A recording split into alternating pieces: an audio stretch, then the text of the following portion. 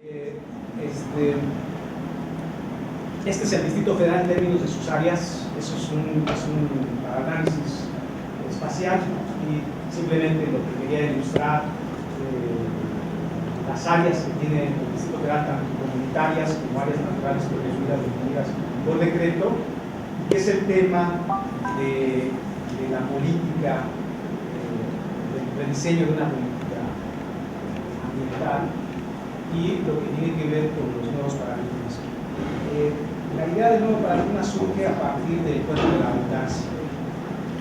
El cuento de la abundancia es un cono, ¿no? Es un cuerno, pero que nos da una idea de la riqueza que se tiene. Y este surge a partir prácticamente de inicios de este siglo, de este milenio, de esta ya no década, de la década pasada. Se plantea un nuevo paradigma en ese sentido, que apenas se empieza a percibir, y principalmente a partir de las reformas a la ley, de la reforma agraria, la ley federal de la reforma agraria en el 92, tiene su impacto, o empieza a tener su impacto hasta principios de la primera década de este siglo. ¿Y cuál es la idea? La idea central es que antes de esta modificación a la ley, los pueblos, las comunidades y los ejidos consideraban que los bosques y el agua que venía de estos bosques eran prácticamente de la nación y se leía como propiedad, como el petróleo, propiedad de la nación. Ese era el esquema y así operaba el Estado benefactor, este Estado postrevolucionario. Esto es de todos. Pero nadie se puso a leer claramente lo que decía la Constitución en el 27, y la Constitución del 27 dice que son las aguas de los mantos acuíferos, las aguas subterráneas, las que son de la nación como el petróleo, pero las aguas superficiales y los bosques son de las comunidades originarias, por principio del artículo 27. Pero es hasta la modificación de la ley que se empieza a reconocer, y un cambio, ¿no? Un poco esto que se ha venido hablando de cuál es el cambio que se está viviendo hoy y la percepción que hay de las comunidades actualmente sobre lo que son sus recursos. Entonces, bajo esta idea, ¿cómo ha seguido operando la política pública, incluso en un gobierno de izquierda como el de la Ciudad de México? Sigue operando con el viejo esquema de que los bosques, los ríos, las aguas superficiales son propiedad de la nación, y en realidad son propiedad de las comunidades y los ejidos.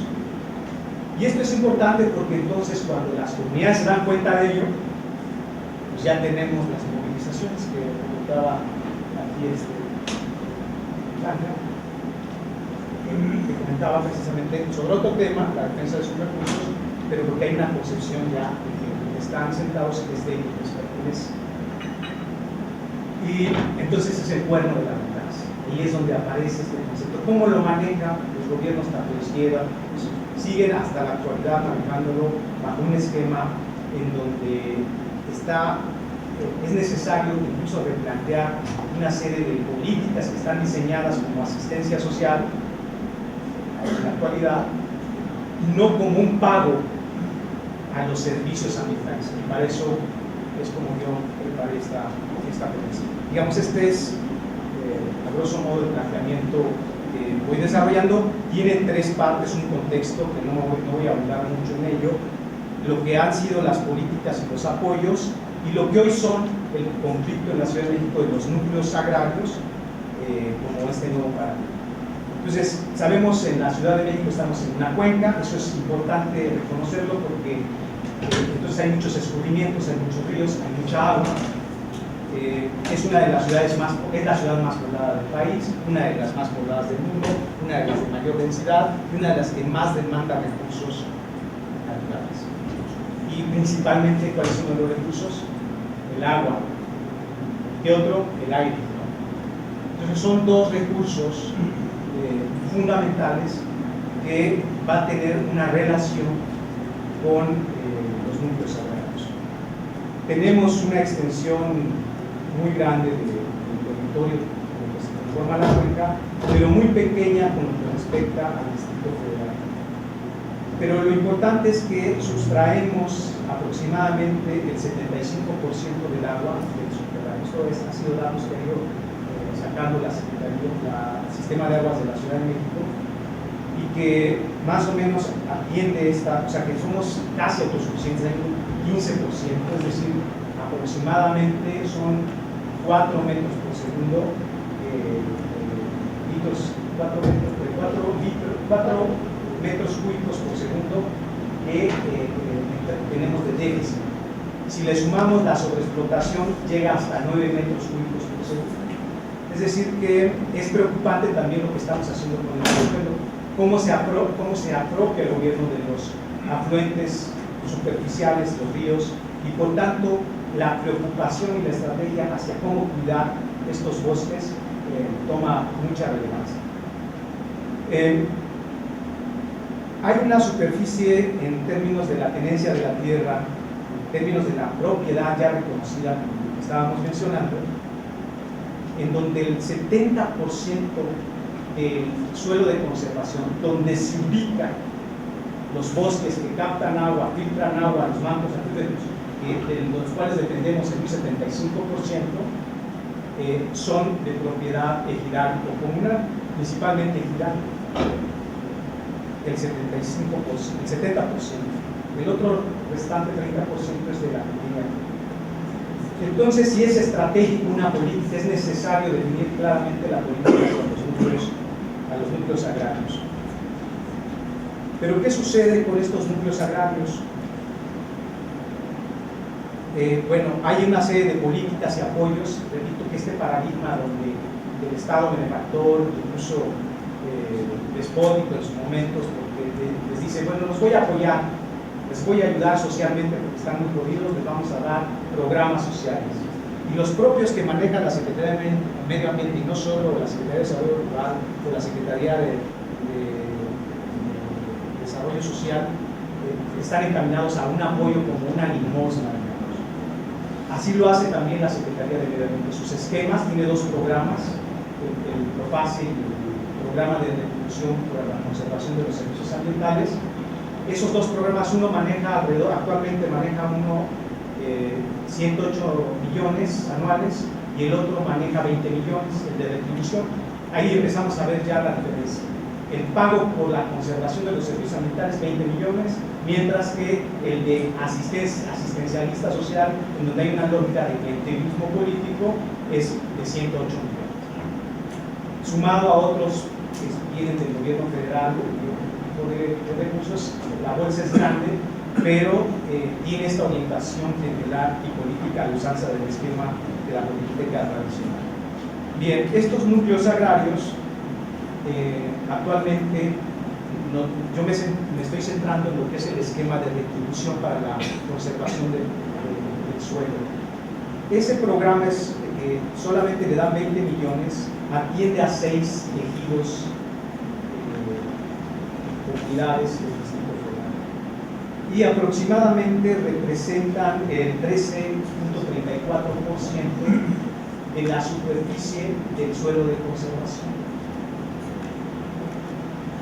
Esos equipos. Sin embargo, recordemos que representan el 70%, o sea, hay un potencial para atender bajo este esquema de pago por los servicios ambientales es muy grande. ¿Por qué? Porque también tenemos la figura anterior en donde se hicieron, tenemos 26 áreas naturales protegidas, que son las que ustedes ven ahí en el esquema,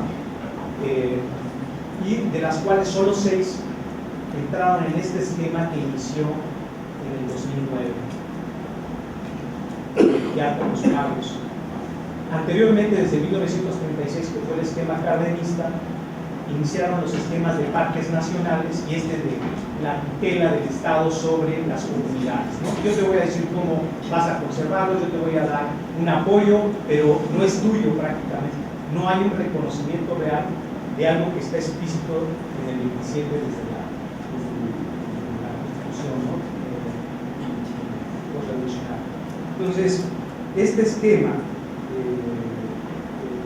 plantea entonces modificar la figura o la forma de hacer la política y el diseño de la política hacia una política que tenga que reconocer primeramente que son propietarios y que a la ciudad le cuesta mucho perder esos bosques y que para conservarlos, que son de unos particulares que se llaman propiedad social, pero al final es propiedad de unos, no de todos, porque si hablamos de cuántos son, se habla en algunos censos que vienen de las 90 comunidades y ejidos del Distrito Federal de 26,000 ejidatarios y comunidades dentro del suelo de conservación.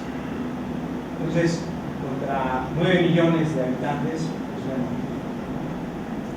y el pago que tendríamos que hacer los habitantes de esta ciudad por esos servicios, pues tendría que tener la conciencia de ponerle un costo, que además es un concepto que surge por ahí de los años, finales de los años 90, la idea de ponerle un precio al medio ambiente, que hasta la fecha no ha cuajado del todo y se sigue viendo más como una política de tipo asistencialista. Entonces, tenemos casos, por ejemplo, que son muy conocidos y que estoy revisando puntualmente, por ejemplo el de Milpalta, que tiene un conflicto agrario con San Salvador Cuauhtémoc. Hay un conflicto en donde hay un decreto de 1952 que reconoce alrededor de 18,000 hectáreas para Milpalta y le reconoce alrededor de 10,000 hectáreas a San Salvador.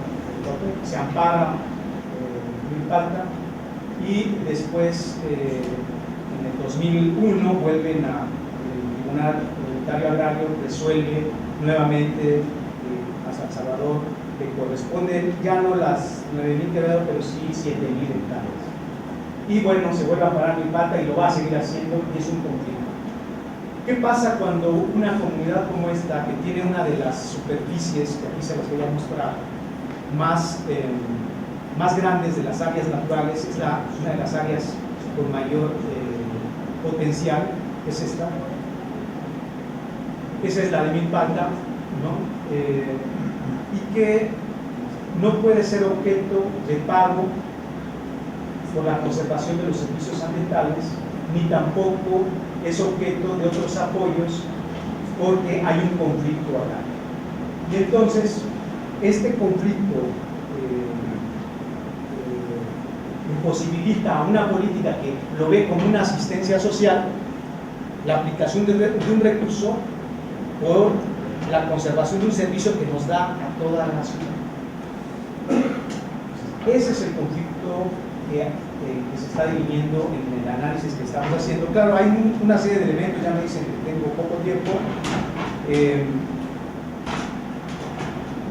pero creo que este trabajo lo que pretende ir resolviendo, ir indagando también, es cuáles son los elementos que están frenando precisamente el desarrollo de una política sustentable en la ciudad. Y tienen que ver con estos orígenes de que conservamos formas de tenencia y relaciones de tenencia que no corresponden con el modelo de desarrollo económico. Y eso es lo que hace que frene tanto el desarrollo ambiental como el desarrollo. ¿Por qué? Porque las comunidades agrarias, los ejidos, lo ven como un botín político, el apoyo que da el Estado, lo ven como un apoyo social y la oportunidad del liderazgo de la comunidad, del comisario de Hidalgo, ¿no?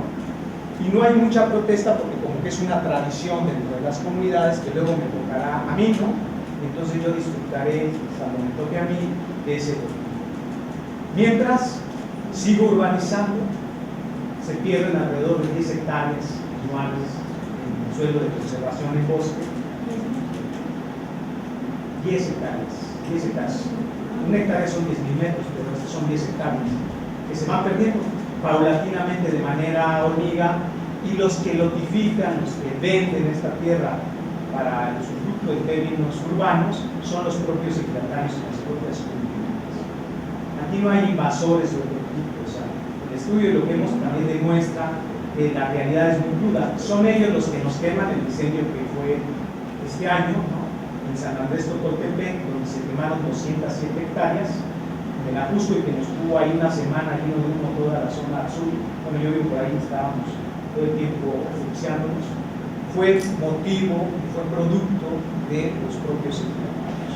O sea, son los ejidatarios que emprenden el fuego con la perspectiva de notificar, quitar lo que sería una tala de estos bosques. Ahora también hay una contradicción porque se ve todavía el esquema del gobierno benefactor, autoritario, en donde hay una ley que desde los años 50 también se estableció una veda de manejo forestal para la ciudad.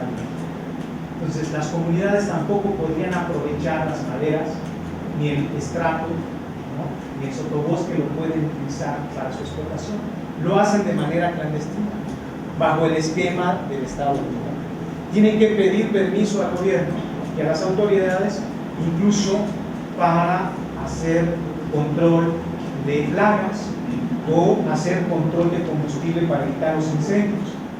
Entonces, llegamos a una relación donde lo que se está reproduciendo, termino en ese minuto, ¿cierto? Entonces, esta relación lo que está planteando es que se antepone la relación política al medio ambiente, ¿no?, a la sustentabilidad de la ciudad, y esa relación política está privilegiando un Estado que, aunque hoy se habla de un Estado moderno, en realidad seguimos operando como un Estado benefactor autoritario sobre esquemas que ya no funcionan para darle sustentabilidad a la ciudad. Gracias.